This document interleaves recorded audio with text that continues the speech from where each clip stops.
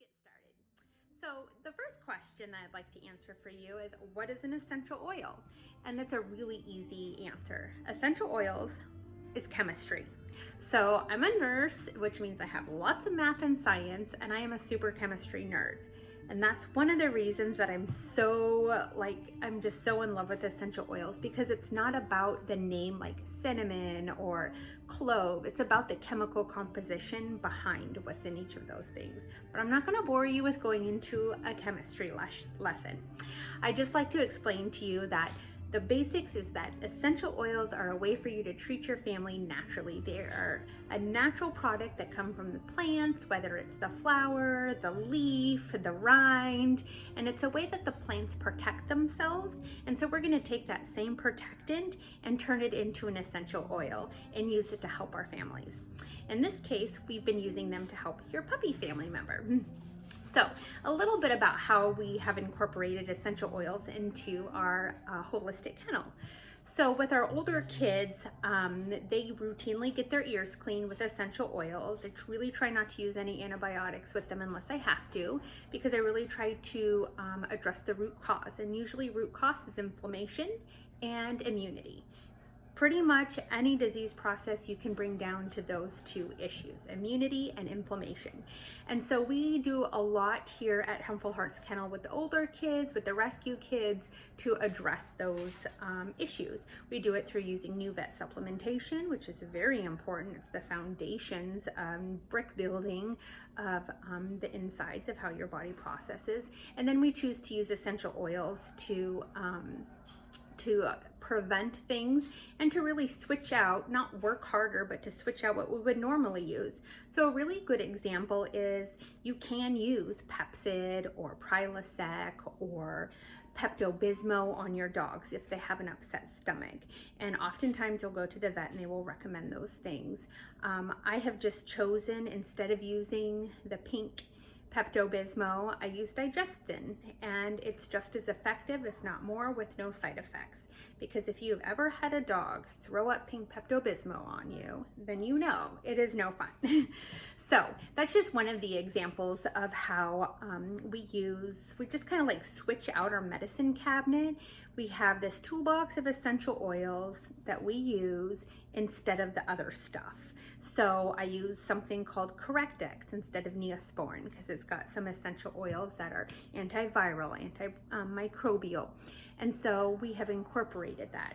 So one of the things that we do, like when your puppies first come home, we diffuse On Guard. On Guard is an antibacterial, an antimicrobial, an antiviral. And so when your puppies first come home, they have a really weakened immune system. They've just been through this big trauma of birth. They've just traveled in a car, and now they're in this new environment, which is stressful for them. And so we really want to support their immunity. We want to support their well-being, their stress levels. And one of the ways that we do that is that we cleanse the air around them with On Guard. We alternately diffuse something called lavender or serenity to keep them calm, to keep them a little bit their peace of mind, to help them through the chemical composition of these specific essential oils, to help keep a peaceful and restful situation for them so that we can reduce any stress that they have at that moment. We choose to also be a holistic kennel because we want to reduce the toxic burden that is on your puppies. I know I do it for myself and for my older kids as well. There's only so much. It's kind of like, I always think of it like a well. Your body, whether it's a puppy or whether it's you, can only take so much toxic burden before it's full. And when it gets full, you start seeing things like inflammation, cancers, that kind of thing. And so my job is to give you the healthiest, best puppy. And one of the ways, like I said, I try to do that is to make sure while they're in my home that I reduce their toxic burden as much as possible. And again, doing that through simple switches. I don't want to work really hard. I've got 6 full-time dogs, and then when we have the puppies, it's a lot of work. And so I just try to be smarter and not work harder. So things like, I don't use bounce sheets. I use one of the dryer balls and I put lavender On Guard on it. It's a simple switch. It saves me money, and I don't have to work harder because I'm still going to put something in the dryer, whether it's a bounce sheet or a dryer ball. So that's just one example.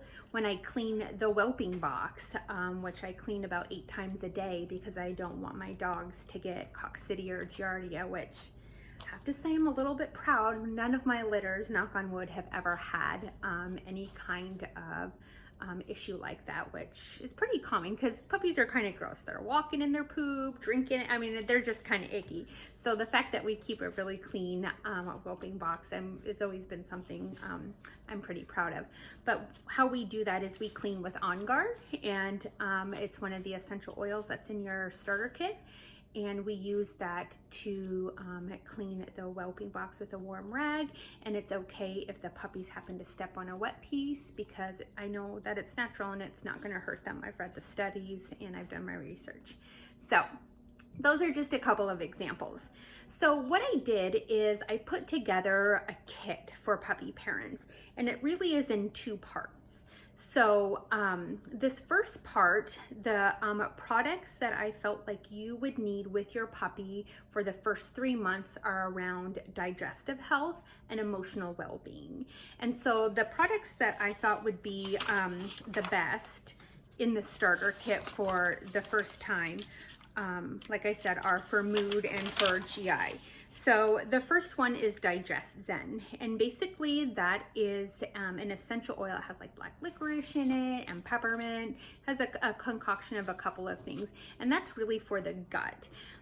Puppies tend to eat things, they tend to get sick sometimes, they're always into everything, and Digest Zen is what you would use if they have an upset tummy, if they have gas.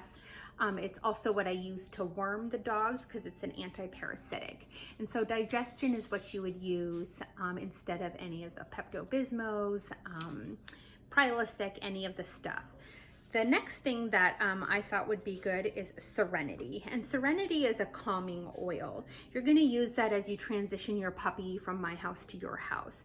Diffusing it at nighttime, you can put a little bit, and we'll go into this in the next video, where to apply and how. But you're gonna put a little bit on their puppy pads, and it's just gonna help them like take a deep breath. It's just gonna be a natural way using the chemical composition of plants in order to just help puppy kind of calm down, not be so upset or so anxious as they transition over to your home. The next thing that I have in the starter kit is called On Guard. On Guard is an immunity booster, and it's also what you're going to use to clean around puppy messes when they piddle on the floor. I use it in my steam mop. I put it on my vacuum cleaner, foam ball. It smells like fall. It's got like cinnamon and clove and all of the things that are antimicrobials. And so you're going to use that in order to be an immune booster, okay? The next one that I thought was imperative for the first 3 months is lemon. So lemon is also a really good cleaning agent, and it's also going to be used in your natural Benadryl that I'm going to talk about here in a minute.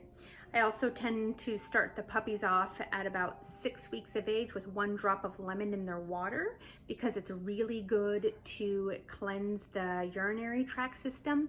Puppies are notorious for getting urinary tract infections when they're girls because they're so low to the ground that they kind of sit in their pee, and so it tends to come back up the urethra, and so they tend to get lots of urinary tract infections. So it's something to watch out for. So I have learned within the last couple of litters, putting a drop of lemon in their water early on sort of helps that cleansing cycle. It changes the pH balance. The next one is lavender, and that is a calming agent as well. It's going to help with mood, and it's also going to be part of our natural Benadryl as well. The third one is peppermint, and that one is because you need to have that for your natural Benadryl. So lemon, lavender, and peppermint is what makes a natural Benadryl. Basically an antihistamine is how it works on the histamine factors.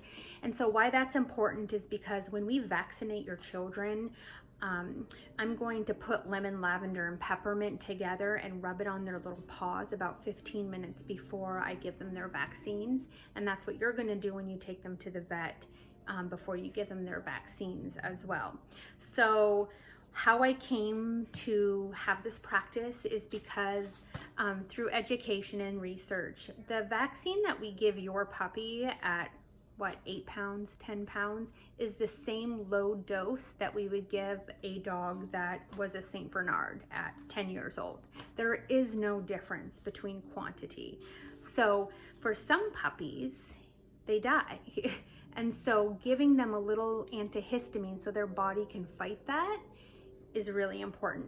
So some breeders give them, like when you first start vaccinating at 6 to 7 weeks, they start them out on anticholinergics. And I just didn't feel like that sat right with me. And so that's one of the reasons that I reached out to figure out a different way. And I have found that through the lemon, lavender, peppermint, natural anticholinergic. So we're almost done. So the next one is balance. And again, this is going to be something you're going to mix together for mood, for calming, to calm down the puppy temper tantrums, to calm down the puppyhood when you just need them to like not be sedated, but just to take a chill pill. The puppy panic spray is kind of what I put together and was what I call it. And then the last one is geranium. So geranium oil is what we are going to use to clean puppies' ears. It stinks really bad, but medicine doesn't always smell good or taste good. So the geranium, and again, I will do a video that shows you how to clean them, but that is the one that we use to clean the ears. And then the last thing is coconut oil, because that is the base that you use to give any kind of essential oil. And again, we'll talk about how you use those on the next video. So that's what's in the puppy kit number 1. And then about 3 months later, 2 months later, depending on when you want to purchase the second one, I have the secondary list. And this is pretty much all of the oils that you will need through puppy lifetime. Now you can go crazy like me, where I have hundreds of them because I've learned to know what works for me, what I like. Like I hate lavender. I hate the smell of lavender. It's disgusting. I hate floral scents. But I know cedar wood has the same exact chemical composition, so I use that instead of lavender. So if you're interested in wanting to educate and learn more, we can certainly walk that journey together. But for simplicity's sake, this is kind of what I think is the easiest for most people. So the second grouping of essential oils that I think is pretty necessary, minimally necessary to have, is Purify. And basically that's like a natural Febreze. It's got a real neutral scent, and as hounds start to grow, they get kind of stinky. And so you'll love to have a natural Febreze so that your house doesn't smell like Basset Hound, especially you have an old Garthy who's 15 and he's a stinky pants. So using that, it also cleanses the air. I put it in my diffuser and it smells really nice. The next one is Copaiba. That is a really great oil, and it works on the endocannabinoid system, the same system that like a CBD oil works on, except for the receptors are different, so it doesn't have any of the effects on the brain. But it is a huge anti-inflammatory. I can't even say enough how huge anti-inflammatory it is. And so putting a couple of drops on your dog's tongue every day is the best. Now, do I do that to all 6 of my dogs every single day? No, I don't. I forget. I'm human, but I do try to do it as much as possible. I take it every single day. It's also really good because you're gonna mix this together for the ears as well to clean. The next one, the next couple of oils are really a combination of oil for your flea and tick spray. So I don't give my dogs flea and tick pills, collars, anything. I live at the beach, it's kind of wet. Every spring we have a horrible tick problem, and I'm picking ticks off my dogs. Now they don't stick to the dogs because of the oils that I use, but they are kind of on the top of their fur. I use them on me when I go hiking in the woods, that kind of thing. I do have to say that there was one year that I had Florence had a horrible flea infestation, and I could not get rid of, I couldn't spray my kids enough, just not being home, not being able to do that, that I did give them flea medicine But again, we talk about toxic burden. I don't do it all the time. It's not my first line of defense. When I need it, I'll use it. But my first line of defense is natural products.